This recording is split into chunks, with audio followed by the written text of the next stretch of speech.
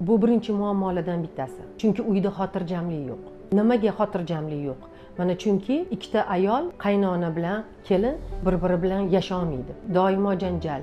Eri uyga kelsa, oyisi yomonlaydi, xotini yig'laydi. Nima uchun ikkinchi xotin qiladi? Chunki ikkinchi xotinnikida xotirjam. Hech kim yo'q, kontrol yo'q, sevgi bilan, mehr bilan yashashadi. Bu ham sabablardan bittasi. Bu ayolni uyiga borsa, mehr unga polniy mehr ko'rsatilgan.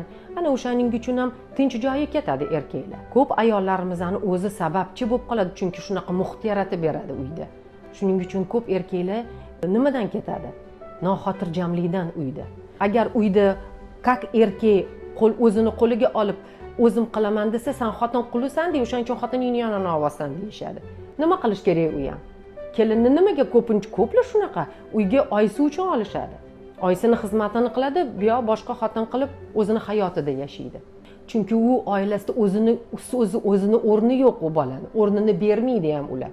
Agar o'rnini berganda edi, o'g'lini как erdek, so'zi o'tadigan qilib berishsa edi, u boshqa gap edi. Yo'q, bizani onalar birinchi o'zini so'zini gapirish kerak oilada. Ana shunda muammo.